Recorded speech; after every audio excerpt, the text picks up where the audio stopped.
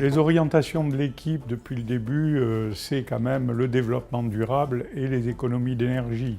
Et donc l'idée de commencer une transition écologique et de faire une ville à énergie positive et être dans le développement durable. L'intérêt ensuite de Citergy, c'est qu'à partir de l'évaluation annuelle, on a conscience des marges de progression dans un certain nombre de domaines. Et ce qui est très motivant pour nos équipes, c'est que chaque année, il faut passer le concours et passer l'année suivante. Nous avons plus de 250 bâtiments. On contrôle systématiquement l'ensemble des consommations de fluides, électricité, eau, gaz, etc. Nous avons aussi un contrat de performance énergétique qui nous a permis d'économiser en 3 ans près de 50% de gaz à effet de serre. D'abord, nous sommes dans un territoire qui est un peu béni des dieux, puisque nous avons 330 jours de soleil par an et 220 jours de vent, et qu'en cette matière, les énergies renouvelables sont ici reines, puisque nous développons à la fois le photovoltaïque, l'éolien et toutes les nouvelles énergies. Ici, nous avons travaillé beaucoup sur le photovoltaïque, puisque Saint-Charles, par exemple, qui est un marché d'intérêt national, a 70 000 m² de toiture photovoltaïque. Nous avons lancé un programme d'ombrières photovoltaïques sur le centre technique municipal, qui va être des ombrières qui font de l'autoconsommation au niveau des bâtiments. Et puis nous avons aussi solarisé beaucoup de bâtiments publics et parapublics, notamment des stades, des piscines, des bâtiments scolaires. Nous avons refait complètement l'ensemble de l'éclairage public de la ville à plus de 60% pour moins consommer d'énergie. Perpignan a conservé une politique active en matière de rénovation de l'habitat. Cette politique intègre bien sûr un volet sensibilisation, mais aussi et surtout des aides financières qui viennent en complément des aides ANA. Et puis la ville apporte aussi un conseil, un accompagnement particulier pour leurs projets de rénovation. Donc on est ici sur le quartier de la Gare, dans un immeuble qui a été entièrement réhabilité avec des aides de l'ANA et des aides de la ville. Bon, on a fait toute l'isolation, donc en mousse projetée par contre, les murs et tous les sols.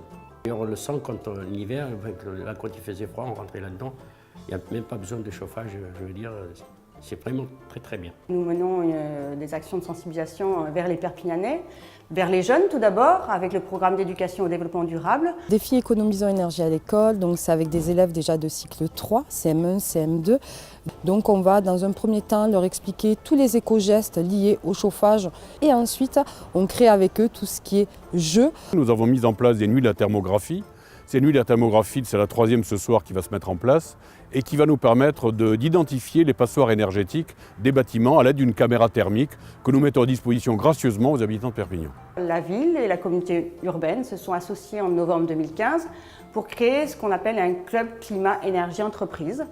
Alors l'objectif de ce club, c'est d'abord de mettre en avant les entreprises qui agissent au quotidien pour réduire leurs factures d'énergie, réduire leurs émissions de gaz à effet de serre. L'objectif, c'est aussi de créer un lieu d'échange d'expériences. Depuis 2008, nous avons déjà entamé, on va dire, des opérations de recyclage de nos matériaux. Plus récemment, nous avons décidé de faire des enrobés à chaud, dits des enrobés tièdes, c'est-à-dire ce qui permet de faire les routes aujourd'hui. Ça nous permet d'économiser à peu près entre 20 et 25% de gaz à effet de serre et d'énergie. Nous sommes ici au parc Saint-Vicence, qui est un écoparc, et qui fait appel à toutes les innovations les plus importantes en matière de traitement des eaux, de gestion des eaux. Aucun produit phytosanitaire, bien sûr, n'est utilisé. Et puis, bien entendu, nous avons planté des espèces méditerranéennes pour s'adapter au changement climatique.